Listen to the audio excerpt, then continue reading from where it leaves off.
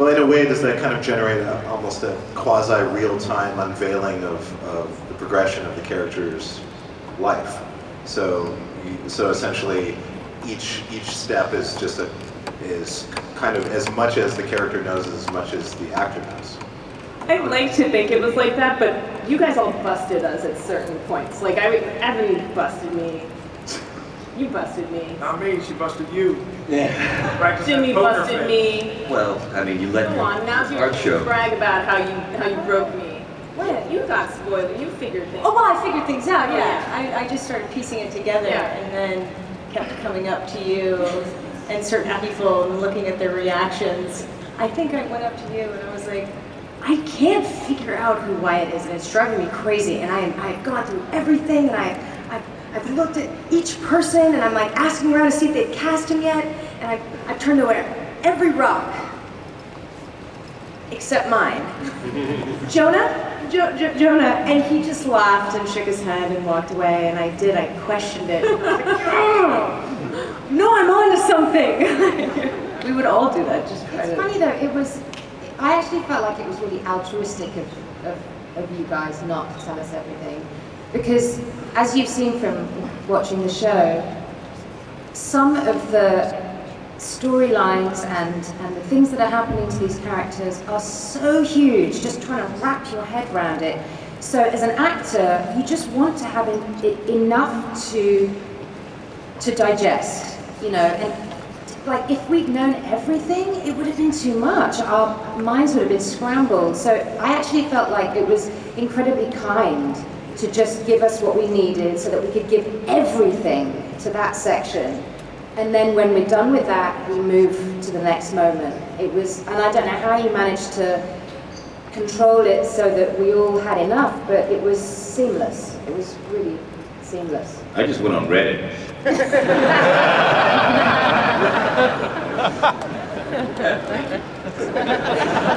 our job as actors is generally to not give away the ending of the story that we've just read and have gotten excited by it and gone after. And for them to withhold this thing, that part of our craft is generally to withhold from the audience. We didn't have it, so we had to focus on what was happening right then. That's all we knew. I thought it was the greatest acting lesson I've ever been given, and I'm so grateful for it. So thank you. Thank you. I love it. I want to do that. I want to cut the ends of my scripts from every job I do. This year we're giving you fake scripts. It really helped me pretend to be super smug because I always thought I was right and had no idea that I was a pretending? robot. Ed, this is a science fiction show that attracted more than sci-fi fans. Why do you think that it appealed to so many people? Why it's created a broad audience? Well, Reggie, that's a really good question. I think because Jonah and Lisa have spent years developing this thing and have so much passion about it, which translates to all of us actors in terms of trying to interpret what they have created. That it's it kind of is its own genre in a way, you know, and it's just extremely well done. It's very detailed. It's very specific, even though it's confusing. And I just think that anything that is paid attention to the extreme that this show is worthy of attention, and people get that, and they dig it. And it's kind of, you know, in a way it's like Game of Thrones. I mean, you watch Game of Thrones, I don't know everything that's going on in that thing, but I enjoy watching it, you know what I mean? And there are a lot of storylines going on, and some people really get into trying to figure it all out, and other people just sit and enjoy watching it, you know, show by show. So to answer your question, I guess I probably haven't, but that's the best I can do. Can we absorb two things for a second? Yeah. One, Ed Harris is at Comic-Con.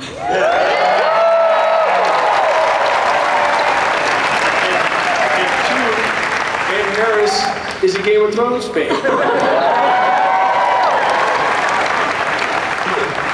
A fan of tequila as well. Tandy. Yeah, Was Maeve's decision to get off the train and go back for her daughter her first conscious choice? Is she going back for her daughter? I don't know. She better be. I don't know. That's what we wrote. I mean, oh God, I don't know. Is that the first conscious? No. I mean, I'm just thinking really pragmatic. I can't try and be clever now. I think that her decision at every moment to get the clinicians to upgrade her and to give her information, they're the first conscious decisions.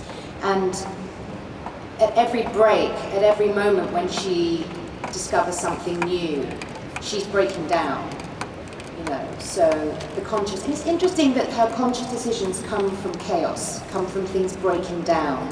You know, I just think it's fascinating. I'm so into the existential stuff on this show. Just that in moments of chaos, when you think you know nothing, that's when gifts come. You know, I just think that's incredibly profound. And you know, that this is hardware, and yet it's getting into a soulful place that you wouldn't necessarily associate with hardware. And I think that what we can learn from that is fascinating. Evan. Say hello, Evan. Okay. You've played a variety of roles. Incredible, fierce, strong, subjective, sometimes vulnerable. What was your approach to playing Delores, who is relatively gentle in the beginning, but then obviously has a turn of character and realization? And tell us about your experience in playing this character with sharp edges. Oh man.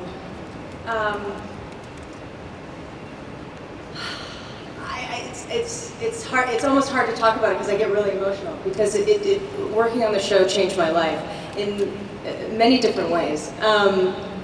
And she was such a gift to be given, and I knew I was going to be on an incredible show, and I had read the pilot when I signed on, and it was brilliant, and I had heard Jonah and Lisa's kind of pitch, which really was, in retrospect, a lot of information, and I knew that I wasn't going to stay this kind of damsel in distress, that I would become strong. But my little brain didn't go much further than that, or didn't fully grasp how deep it was going to go and just how profound it was going to be, and how she finds her strength. I had no idea. And again, as the scripts were coming in, and I was reading it, and I was starting to grasp what show I was on, and having an existential crisis, and asking myself all these questions, and realizing that I was sort of at the forefront of this responsibility.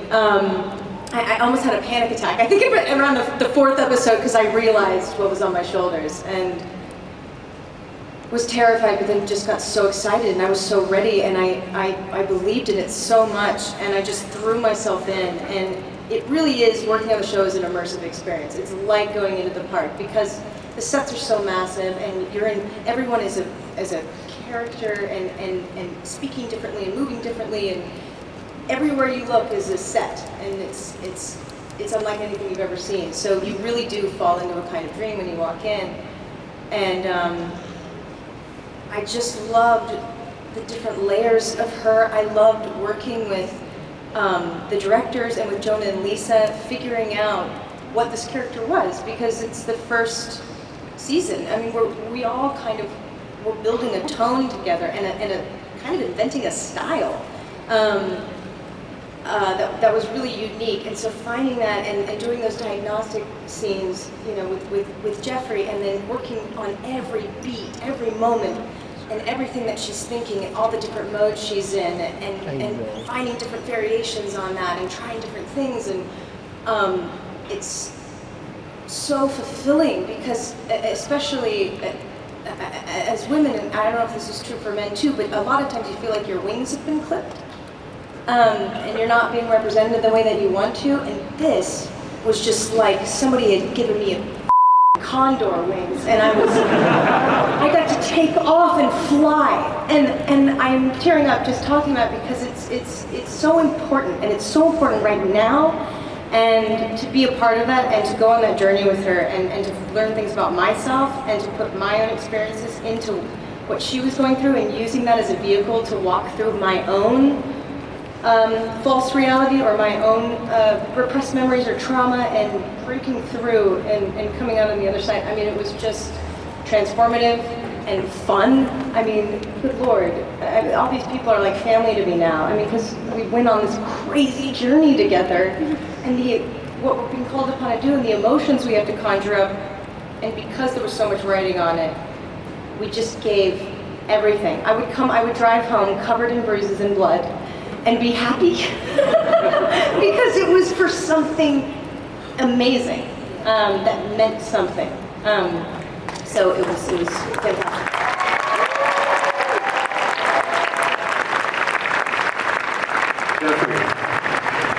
We all thought that Bernard was one of the few non-hosts on the show, but in retrospect, there was always something very reserved and precise about him. How did you pull off that nuanced portrayal? And at what point did you learn that Bernard was a host? Well, I in this instance, the case of last season, I did know a little bit more than some others. I didn't know when I read the pilot. I just thought he was, every man, kind of walking us through this world, kind of detective-like. But then when we came back to go into full production, the beginning of episode 2, Lisa pulled me aside and dropped the hammer onto my head, which was, I didn't know the full extent of what it meant, but it was, I didn't appreciate at that time really to some extent at all what it meant. I knew that it would be kind of an interesting foil to play, but I think, going through the course of the season and into this season, starting to understand the opportunity there, really as an exercise, yes, for an actor, but also, to some of your points, it's kind of an existential metaphor. Really interesting ideas about perception for us, reality, consciousness, and the decisions that we make, the agreements that we make with ourselves for certain touchstones, whether they be physical or metaphysical or familial or regional, and the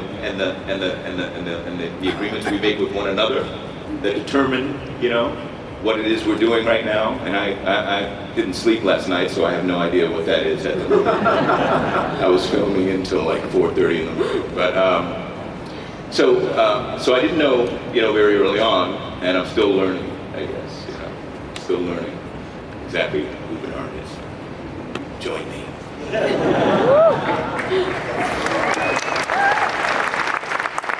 James. Teddy's loyalty to Delores was unwavering. Was it something more than his code or his program? Something more than just his code. Programming, yeah. I like to think so. Yeah. I think Teddy and Delores represent this romantic core of. They represent hope. They represent purity. And Jonah and Lisa brilliantly take that and slowly start to turn it on its head. But a lot of that core of how he feels about Delores is still there, and I think she still reciprocates that, but it becomes more complicated as the season goes on, as the first season goes on. It's interesting how in the first season, he felt like he needed to protect Delores, and then he realized she was fine. A little late in the game, but I don't know. I love how these hosts represent sometimes the best of what humanity is about, and I see that in the relationship between Teddy and Delores, and how the hosts can be sometimes more human than the humans that come to the park. And it generates great empathy from the audience, hopefully, and will continue to, as long as he can stay on his feet. Not on the floor dead, oozing blood. Which stays in your ears for like weeks. Like in the shower, like blood. Oh, that was... Anyway. For more Comic-Con, just click to the left to watch part 1 of the Westworld panel, or click to the right to watch part 3.